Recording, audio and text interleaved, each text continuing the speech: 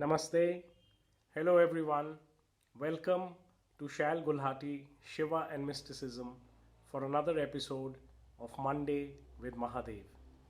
Last time I told you that I have been asked by a friend in America that the beautiful revelations of Lord Shiva called Shiva Sutras, the Agamic Shastras, the revelations which were given to his rishis, why were they given in Kashmir? Why are they called Kashmir Shaiv Darshan today? So, I will attempt to answer this for you, starting with an amazing adage Kashmira Parvati Paroksh Tat Swami Cha Maheshwar. For centuries, Kashmir has been declared as paradise on earth by emperors, mystics, poets, and all the people who have been there as tourists or those who are lucky to be born there and have lived there know that Kashmir is so beautiful. It is like paradise. If God had a paradise on earth, this would be it. But much before all this, much before people started coming from other lands to see Kashmir and then declare it as a paradise on earth, there was this aphorism Kashmira Parvati Paroksh Tat Swami Cha Maheshwar. This means Kashmir is as beautiful as Goddess Parvati manifest, and whose master, whose Swami, whose owner, whose Lord is Lord Shiva himself. This is given in the Nilmat Puran, which is a very old Puran of Kashmir. Now, there was fabled to be Rishi Kashyap. He was one of the Sapta Rishis, the big seven. We have a system of Sapta Rishis, seven great rishis who come in each world cycle, and they are in charge of something or the other. Someone knows geometry, the other one knows building, the other one knows chemistry, and so on. And interestingly, in Hinduism, we have a Gotra. Gotra is a type of link to one of the rishis, something that sort of gives us a seal for our own tribe, our own family. And when Hindus are married, the Pandit, the one who's solemnizing the marriage, often asks the Gotra.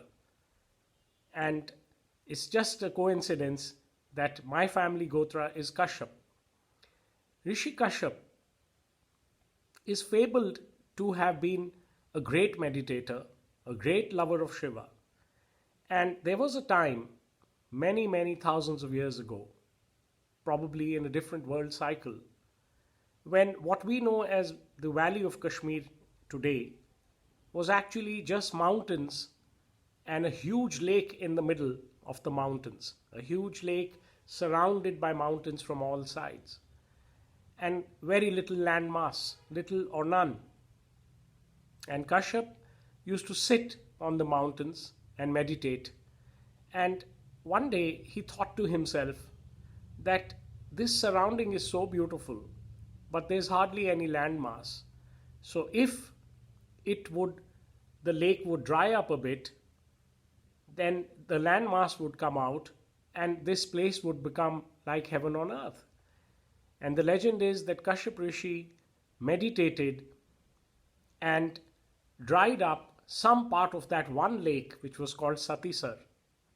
And now there are 2 or 3 lakes there in place of Satisar. There is the Dal Lake, there is the Vular Lake, there is the Nagin Lake, and there's a lot of land mass in between which we call Srinagar. And then perhaps when he made this, he invited his Lord Shiva to see the place and say that you could have this as your abode. And Shiva is highly associated with Amarnath, which is just about 60-70 kilometers away from Srinagar. The base hill station is called Pahalgam, and then you trek for about 14-20 kilometers, and then you start reaching the higher mountains and reach the cave of Amarnath, which in the oldest times was called Amareshwar. And it is here in the Amareshwar cave that Shiva actually told Parvati his great secret of creation, Srishti Rahasya. On her asking him, "Your Lord Shiva, so what do you do?" he told her that over there. And to continue that tradition of revealing his secrets in a beautiful place, he later found some rishis and told them his other secrets, and he revealed the Siva Sutras to them. There was a rishi called Durvas, and he told him those Shiva Sutras, and Durvas Rishi told his disciples, and they went on for a few thousand years, but then they got lost. And then some thousand years back, he told the Shiva Sutras again to another very pious man called Vasugupta. And this time, those sutras have come down to us till the modern times through the last great saint, Swami Lakshmanju. So why did Shiva choose Kashmir to reveal his best secrets? I would assume that it's like when we are all in a place where we are very happy with the surroundings, a place which we really like if we have a big mansion, we have certain rooms in which we have certain moods. There's a room called study in which we are very serious and doing our study. There's a room called the rumpus where we play around. There's a lounge in which we relax, and so on and so forth. So when Shiva is the Lord and Master and Creator of this universe, the whole universe is His. He can stay anywhere, He can reveal anything anywhere. But if He chose Kashmir, it must be because that is His favorite place. And this supposition has a corollary, it has a basis to it. You see, Kashmir Shaivism talks a lot about not just the inner God realization, the inner bliss, ecstasy, but it talks a lot about the bliss of the world, Jagat Ananda, ecstasy. It gives a lot of importance to aesthetics, to the surroundings, to what is growing, and what are the landscapes, and what kind of life would the beings have in that place.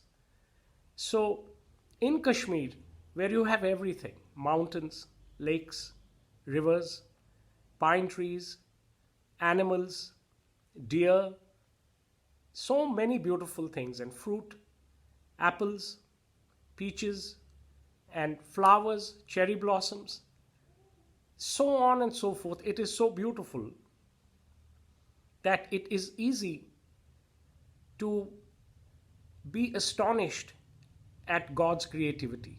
How beautiful a land has He made. Now, this is a double-edged sword. We can be in a virtual paradise which is full of beauty and forget to look for the owner, for the one who made it all.